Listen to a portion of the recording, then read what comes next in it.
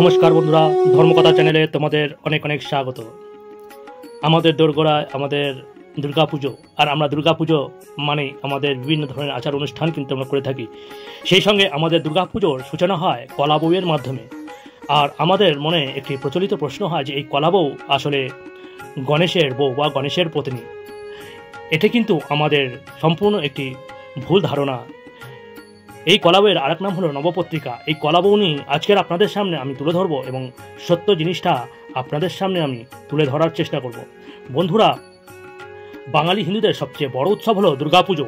আর এই পুজোয় আমরা দেবী দুর্গাকে তার সমস্ত পরিবার ও পরিজনকে নিয়ে পুজো করি।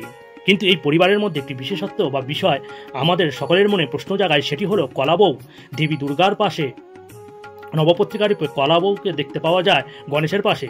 প্রচলিত বিশ্বাস অনুযায়ী তিনি গণেশের স্ত্রী, কিন্তু এই বিশ্বাস কি আসলে সঠিক? শাস্ত্রীয় ব্যাখ্যা কি বলে? আজ আমরা সেই গভীর রহস্যের উন্মোচন করব এবং জানব কলা বউয়ের আসল পরিচয় কি এবং কেনই বা তাকে গণেশের পাশে রাখা হয়। তাই এই ভিডিওতে আমরা প্রচলিত ধারণা ও ধর্মীয় গ্রন্থগুলির মাধ্যমে মধ্যাকার পার্থক্য তুলে ধরব।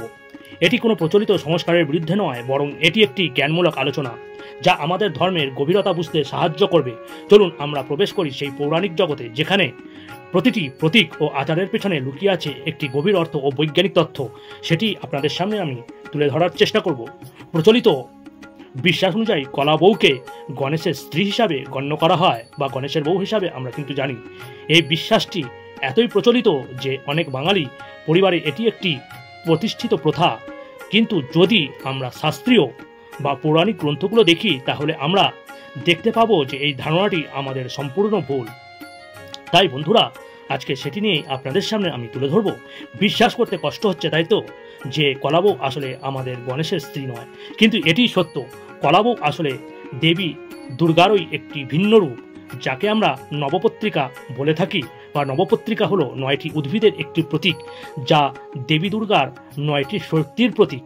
এই 9টি উদ্ভিদেই হলো, এবারে এই 9টি উদ্ভিদ কি কি? কলা গাছ, কচু গাছ, হলুদ গাছ, জয়ন্তী গাছ এবং সঙ্গে বেল গাছ, এই ধরনের কিছু গাছ আছে। যেমন কলা গাছ হলো দেবী ব্রাহ্মণীর প্রতীক, কচু গাছ দেবী কালিকার প্রতীক, হলুদ গাছ দেবী দুর্গার প্রতীক, জয়ন্তী গাছ দেবী কার্তিকীর প্রতীক, বেল গাছ দেবী শিবানীর প্রতীক, সেই সঙ্গে ডালিম গাছ দেবী রক্ত দন্তিকার প্রতীক, অশোক গাছ দেবী শোক রোহিতার প্রতীক, মানকচু গাছ দেবী চামুণ্ডার প্রতীক এবং শেষে যে গাছটি দেওয়া হয় সেটি হলো ধান গাছ, দেবী লক্ষ্মীর প্রতীক। এই 9টি উদ্ভিদকে নিয়ে একত্রিত করে একটি সাদা সুতো দিয়ে বেঁধে দেওয়া হয়। তারপর সেটিকে লাল শাড়ি বা লাল রঙের কাপড় পরিয়ে ঘোমটা পরানো হয়। এটি সম্পূর্ণ রূপটিকেই আমরা নবপত্রিকা বলি। এই নবপত্রিকা হলো আমাদের প্রচলিত কলা বউ, যাকে দিয়ে আমরা কিন্তু আমাদের দুর্গাপুজোর সূচনা শুরু করি। তাহলে প্রশ্ন হলো, কেন এই নবপত্রিকাকে গণেশের পাশে রাখা হয়? তাই তো, এর পেছনে কোনো স্বামী বা স্ত্রীর সম্পর্ক নেই, বরং এর পেছনে রয়েছে একটি গভীর অর্থ তাৎপর্য। এবারে আসি, নবপত্রিকার পূজার একটি প্রধান কারণ হলো আমাদের কৃষি সমাজের সাথে এর গভীর সম্পর্ক প্রাচীন কাল থেকেই আমাদের দেশে চলে আসছে। আমরা জানি, মানুষের জীবনযাত্রা ছিল প্রকৃতির উপর নির্ভরশীল। তাই প্রকৃতির প্রতিটি উপাদানকে তারা ঈশ্বর রূপ হিসেবে পূজা করত এবং এখনো পর্যন্ত কিন্তু আমরা তা করে থাকি। নবপত্রিকার প্রতিটি উদ্ভিদ আমাদের কৃষিজীবী ও সমাজের প্রতীক। কলা, কচু, হলুদ, ধান, বেলগাছ প্রভৃতি উদ্ভিদ, সমস্ত উদ্ভিদ আমাদের জীবনের খাদ্য এবং সমৃদ্ধির প্রতীক। তাই এই উদ্ভিদগুলোকে একত্রিত করে আমরা কিন্তু পূজা করে থাকি, যাকে আমরা কলা বউ বলছি, যাতে আমাদের কৃষি জীবনে সমৃদ্ধ হয় এবং আমাদের জীবনের কোনো খাদ্যের অভাব না হয়। নবপত্রিকা পূজার মাধ্যমে আমরা প্রকৃতির প্রতি আমাদের কৃতজ্ঞতা প্রকাশ করি। আমরা প্রকৃতির উপাদানগুলোকে সম্মান করি, তাদের আশীর্বাদ কামনা করি। এটিই হলো আমাদের ধর্মীয় সংস্কৃতি একটি গুরুত্বপূর্ণ অংশ, যা আমাদের প্রকৃতি ও পরিবেশের প্রতি সম্মান জানাতে শেখায়। যেমন মনে করুন, আমরা এই বর্ষাকালের ঠিক শেষে বা বর্ষাকালের মধ্যেই কিন্তু আমরা দুর্গাপূজা করে থাকি। আর এই দুর্গাপূজা চলাকালীন আমরা বিভিন্ন ধরনের এই বর্ষাকালে কিন্তু কৃষিজীবী কাজ কিন্তু করে থাকি, যেমন ধান রোপণ বা অন্যান্য শাক সবজি রোপণ করে থাকি। আর সেই কৃষিকাজকেই সম্মান জানানোর জন্যই কিন্তু আমরা এই নবপত্রিকা পূজা করে থাকি। এর একটি গুরুত্বপূর্ণ তথ্য এই হলো। এখন আমরা সেই গুরুত্বপূর্ণ প্রশ্নের উত্তর দেব, নবপত্রিকা গণেশের পাশে রাখা হয় কেন? এর পেছনে কোনো স্বামী স্ত্রীর সম্পর্ক নেই, বরং এর পেছনে রয়েছে দুটি প্রধান কারণ। প্রথম কারণ হলো গণেশ হলেন বিঘ্নহর্তা। গণেশকে আমরা বিঘ্নহর্তা হিসাবে জানি। তিনি আমাদের জীবনের সমস্ত বাধা এবং বিপদ দূর করেন।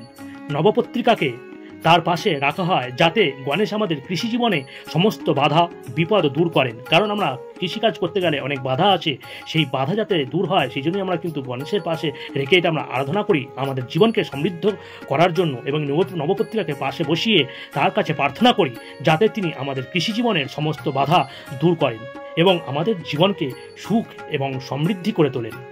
এবং দ্বিতীয় কথা হলো দুর্গাপূজার সূচনা। নবপত্রিকা পূজার মাধ্যমে দুর্গাপূজার সূচনা করা হয়। নবপত্রিকাকে প্রথমে স্থাপন করা হয়, তারপর দেবী দুর্গার পূজা শুরু করা হয়। এটি হলো এক ধরনের প্রতীকী বিবাহ নয়, বরং এটি হলো দুর্গাপূজার একটি গুরুত্বপূর্ণ অংশ যা পূজার সূচনা করে।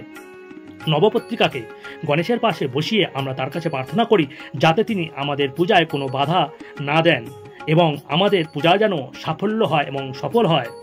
সেই সঙ্গে নবপত্রিকাকে গণেশের পাশে রাখার এই কারণ দুটি শাস্ত্রীয় ও যুক্তিসঙ্গত। এই কারণগুলোর মাধ্যমে কোনো স্বামী বা স্ত্রীর সম্পর্ক নেই, বরং এর পেছনে রয়েছে আমাদের কৃষি সমাজের প্রতি শ্রদ্ধা এবং সেই সঙ্গে বিঘ্নহর্তা গণেশের প্রতি আমাদের ভক্তি। তাই বন্ধুরা, আমরা আজকের এই প্রচলন অর্থাৎ গণেশের বউ এই ধারণাটি যে ভুল, আমরা কিন্তু সেটি আপনাদের কাছে তুলে ধরার চেষ্টা করলাম, আর পেছনে কিছু সম্ভাব্য কারণ আছে সেটিও তুলে ধরার চেষ্টা করলাম। আমরা জানি যে গণেশের পাশে থাকা নবপত্রিকাকে সবসময় গণেশের পাশে রাখা হয়। এই দৃশ্যটি দেখে আমাদের মনে হতে পারে যে এই কলাবই আসলে হয়তো গণেশের পত্নী, কারণ যেহেতু গণেশের পাশেই রাখা হয় এটা স্বাভাবিক, আমরা কিন্তু মনে করতেই পারি। কিন্তু অনেক সময় প্রচলিত গল্প এবং লোককাহিনীর মাধ্যমে কিছু ভুল ধারণা সমাজে ছড়িয়ে পড়ে, আর এই ভুল ধারণাটি হয়তো কোনো প্রচলিত গল্প বা লোককাহিনীর মাধ্যমে তা সমাজে ছড়িয়ে পড়েছে। তাহলে অনেকের মনে প্রশ্ন আসতে পারে যে গণেশের স্ত্রী কারা? এখানে আবার কারা কেন বলা হলো? কে বলা হতো, কিন্তু কারা কেন বলা হলো? এই কারা বলার অনুযায়ী হলো কারণ হলো শাস্ত্রীয় গ্রন্থ অনুযায়ী গণেশের দুজন স্ত্রী আছেন। এক হচ্ছে ঋদ্ধি ও দুই হলো সিদ্ধি। এরা দুজনেই গণেশের পাশে থাকেন এবং তারা সমস্ত কাজে তাকে সাহায্য করেন। সিদ্ধি হলো সাফল্যের প্রতীক এবং ঋদ্ধি হলো বুদ্ধির প্রতীক, যা জ্ঞান ও প্রজ্ঞার প্রতীক। গণেশকে প্রায়শই ঋদ্ধি এবং সিদ্ধির সাথে দেখা যায়, বা আমরা বলে থাকি যে ভগবান গণেশ ঋদ্ধি সিদ্ধিদাতা, অর্থাৎ আমাদের সমৃদ্ধি এবং জ্ঞান বা বুদ্ধিদাতা হলো গণেশ। তাই আমরা বলি যে বুদ্ধিদাতা গণেশ এবং ঋদ্ধিদাতা গণেশ।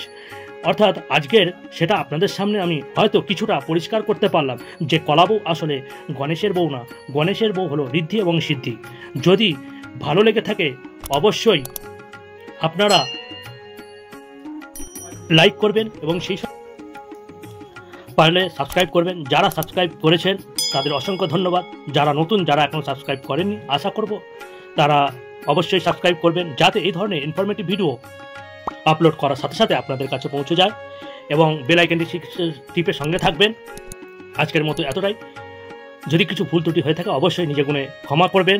আমি চেষ্টা করি যাতে প্রকৃত অর্থ আপনাদের সামনে তুলে ধরা যায়, তাই জন্য ছোটো ছোটো কিছু ভিডিও আপনাদের সামনে আমি তুলে ধরি। আর এই বলে আজকের ভিডিও এখানেই রাখছি। আবার নতুন কোনো গুরুত্বপূর্ণ তথ্য নিয়ে আপনাদের সামনে আসব। এই বলে আজকের ভিডিও শেষ করছি। হরি ওম তৎসৎ, হরি ওম তৎসৎ, হরি ওম তৎসৎ।